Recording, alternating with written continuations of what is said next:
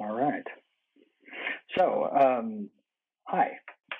First off, I have to say that I'm very happy to be here at Priv8, or Private, I guess is how we would pronounce it. And I wanted to just quickly thank everybody for having me here and for listening and for giving me your attention today. So to our fellow sponsors, D-Web, Bob Wallet, of course, Orchid, we're really glad to be here. Thank you to our fellow speakers and, of course, to you, the audience, for whom we are here. So quick intro for myself. My name is Greg, and I work at Rivet as a founder and C lowercase XO, which is basically everything that my two co-founders and I sort of split up between Beth Van Horn's operations work and Austin Roberts' technical work. I do the rest. So I'll be anywhere from the law to marketing on any given day. But today I'd like to talk about privacy and what we do at Rivet to sort of fight the good fight.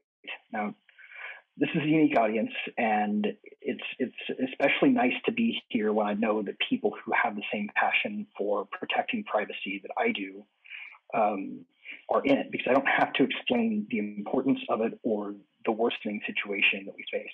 I should name this presentation with panopticon crossed out and on the Septicon, a word I sort of don't think anybody else came up with because I Googled it, but maybe. Whatever the case, I replaced the Latin bits and bobs so that we've got omni for all channels as opposed to pan. Like that's meant to sort of imply that the panopticon might be looking at you. The omnicepticon is sensing you in every possible way, and it's sensing you and the person next to you and the person next to them and everyone all at once, and just recording a permanent record.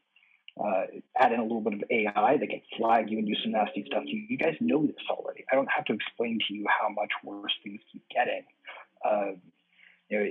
In terms of the types of threats to privacy that are coming into being today. That's not something that you don't know about. So rather than belabor that point too much more, let's get into privacy a little bit and talk about it. All right. So this is just a little bit more my own background. Obviously, found Rivet, Juris Doctor, you heard all that stuff. I'm a humanities stan. I love people. That is why I ultimately found myself in law school. It's why I left law to go into technology. It's why I left working for the state legislature to come work in blockchain. I wanted to help people. I was wanting to make the biggest impact possible, and here we are. We might call ourselves cypherpunks, we might call ourselves extropians, we might call ourselves individualists or collectivists. I like to call myself a pirate, and yes, if you zoom in really closely, I'm not protecting my own privacy. That was Adam Menard's, where I was wearing that mask. So moving on, how do you define this word, right? Privacy, what does it actually mean? Where does it come from, right? When we think about privacy, we typically think about someone peeking over a wall that we've secluded ourselves behind and looking into it, right? Someone invades your privacy. Your privacy is breached. You have been subjected to an unlawful search. It's something that someone does to you, and at first blush, there's a lot of temptation to conflate it with secrecy. So, I got to thinking, is all that is privacy just a right to a wall, a right, not to have someone looking at you at all times? Because if that's all it is, right, we end up kind of in a situation where the world looks like this. Is secrecy the same thing as privacy? Are they conflatable? Should they be conflated? Where did we get that idea? Did a little bit of digging into this myself and traced it back to our very good friend and Enlightenment thinker, Mr. John Locke, who said that people choose to live cooperatively for the mutual preservation of their lives, liberties, and states, and he refers to that generally as the concept of property. I like to think of it like this. If if property is all of those things, then the first of those things is ownership of yourself, ownership of your conscience, ownership of your right to decide how to direct your life according to your view of the right thing to do. And ultimately, if we come together as a society to protect that, then something's gone off the rails here. And I think we all know what that is, right?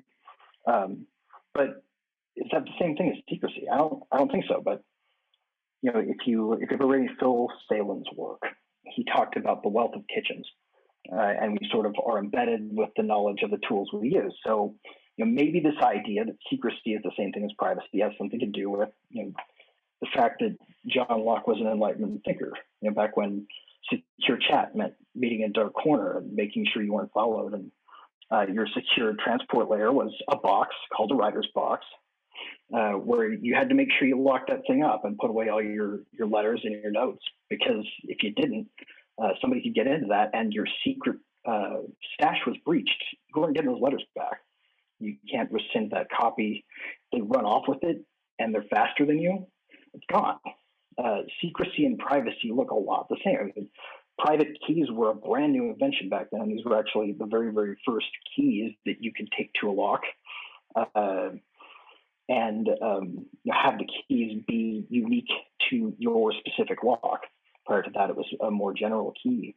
It was a huge breakthrough for this type of lock. And then, of course, our secured access is the place you put the keys. And that was that, right? So moving forward in time, right up until the point where we started to have different ways to communicate with one another that didn't involve person to person, that didn't involve paper and ink wells and quills, this made sense. Like privacy, secrecy, you can debate about them, but what's the difference in the real world, right? That was sort of how things were right up until we got to the Katz decision. And in Katz v. United States in 1967, the question here was, this guy was a bookie and the FBI was on to his gambling thing. And so they tapped a public phone line and caught him speaking in a phone booth, got some evidence and took him to court and were going to jail him over it. So he appealed, right? And it went all the way up to the Supreme Court. I won't belabor the little bits and pieces how it gets there. But ultimately, the decision looked something like this. Outside of Justice Black, our lone dissenter, who was just adamant that we stick to just paper locked in boxes, we had the very kind but kind of circular logic oriented Justice Stewart writing for the majority, who just said phone booths are private because it's reasonable to expect privacy in them. This kind of thinking is actually what's gotten some people to think about the court deciding what reasonable expectations of privacy are by however many justices greater than the number 4 think this thing should have a reasonable expectation of privacy in it, right? So then we get to our really especially fun pal over here. I have to move this view here because I can't see the slide very clearly. In any case, Justice Harlan, he invented this Katz test. And the idea was, aside from the fact that you had to be obviously someplace where you could expect privacy reasonably, and it not be completely absurd. Like, no one is going to say that you had a protected right to privacy for parading down the street nude.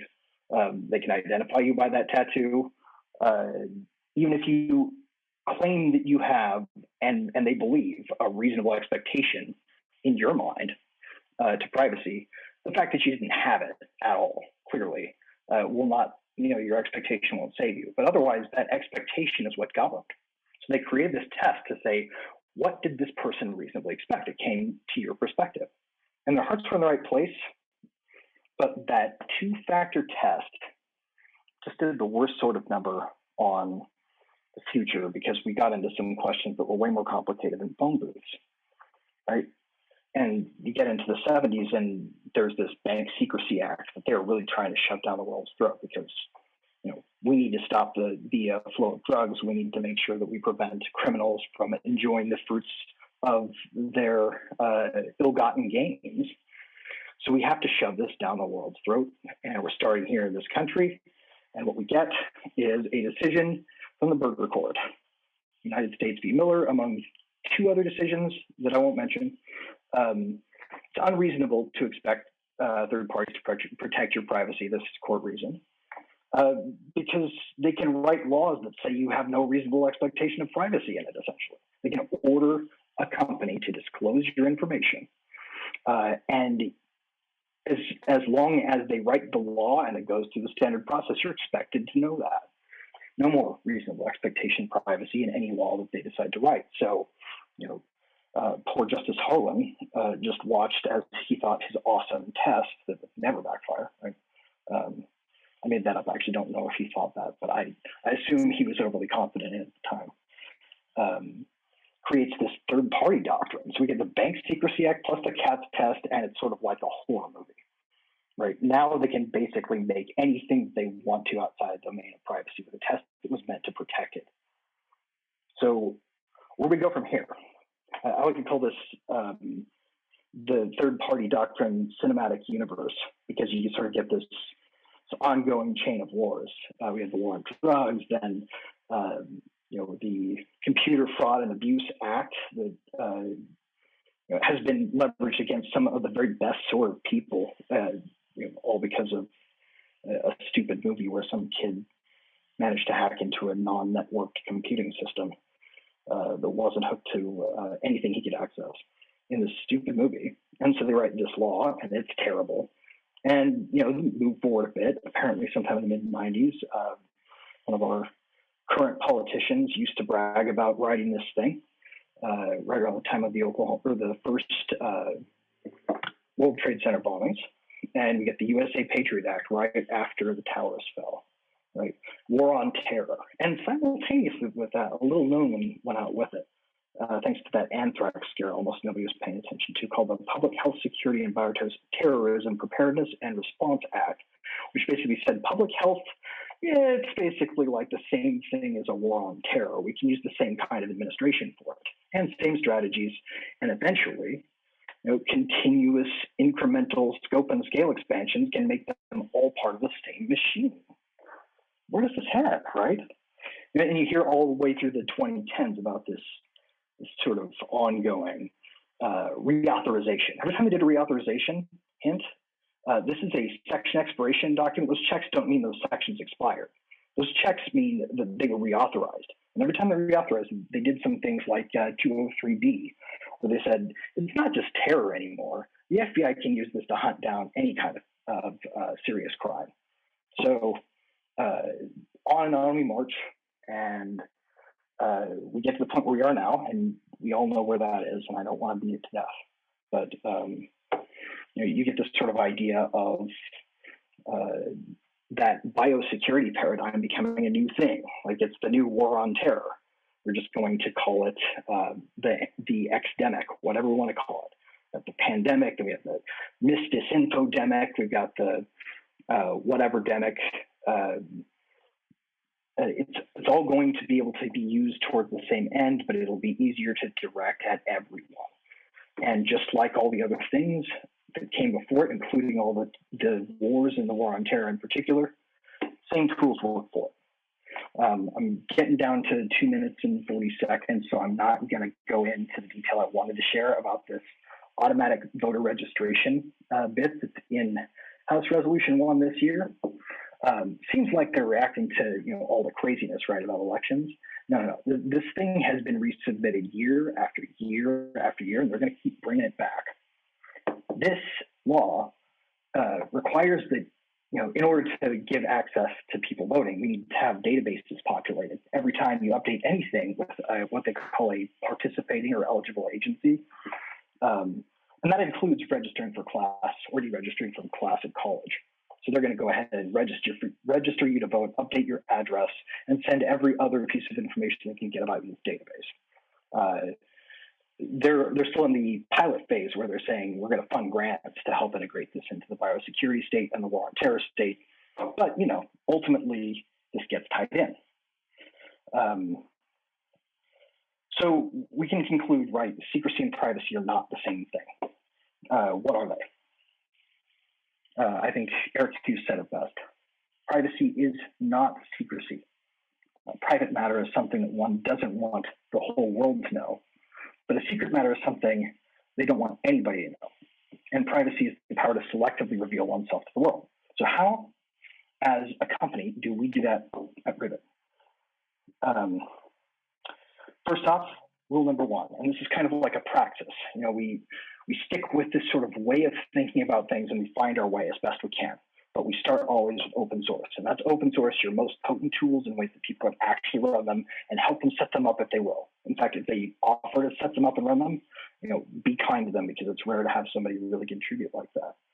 Rule number two, optimize to minimize capture. The goal is to continually aim to close the gap between your imagination and the limits of the law, right? If you can narrow it down to nothing, then you've done the impossible. So always keep trying to find more ways to minimize how you capture data.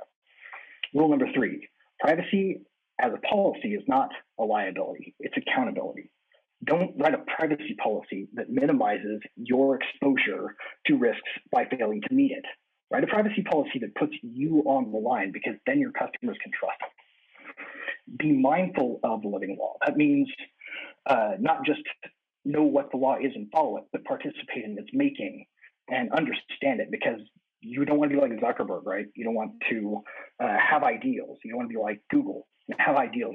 Don't be evil. And then you get to the end of the runway, and they say, by the way, we're monetizing this thing. We wrote the privacy policy a long time ago. The board of directors is not going to change their minds. Would you like to keep your job, or would you like to go along with it? Well, fire your friends too. PS, right? So these guys are just puppets now. All those ideals washed down the drain because they were not mindful of the living law. And then finally, the others. You guys, right? We're here. We need to find more people, and together we can defend privacy more strongly. That's what's unique about privacy. An individual possession is stronger the more people that you help protect. So, and ultimately, the future belongs to those who give the next generation reason for hope. It's one of my favorite quotes. And bonus rule: stay alert. You can always do better. I'm Greg Lang. Thank you for listening. At Design Heretic on Twitter, at Rivet with underscores between it on Twitter. If anybody knows the Rivet without underscores guy, I'll buy it for them. Rivet.cloud. Thank you.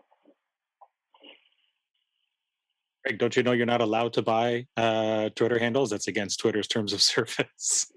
Oh. Huh. Which I think speaks to a lot of the core of what we're trying to get to here is like, it's my Twitter account. Technically, I should be able to sell it to somebody else if I really want to. Like you can sell a domain, but of course it's Twitter's terms of service, and so and if they find out that you bought a Twitter handle from somebody, they'll probably suspend you because you've broken the terms of service. So. Well, I hope they're watching, so I can tell them very sincerely that I have no intentions of buying or selling a Twitter domain. But they really need to have an interface for this, because the Rivet account with no underscores is just like sitting there, nobody's using it. So that's often the case, unfortunately. Twitter username squatting, certainly a crappy thing to see happen, but we are where we are. Well, the cool thing is, I think we're probably not too far off from having the kind of systems that will make it kind of a moot point, because still want to hang out on stupid old Twitter when you've got stuff like Gen.social coming out with stuff. I love that one. I don't know if you're using in particular that you recommend, but some of the new social media coming out in the decentralized world is really just going to give it a run for its money when it takes off. Like, who's going to want to go that stupid old thing? We shall see. Thanks a lot for your time again, and for sponsoring this event. It was great to see you see that come through and to help us make this happen. Proud to be here. Thank you for having me. Thank you.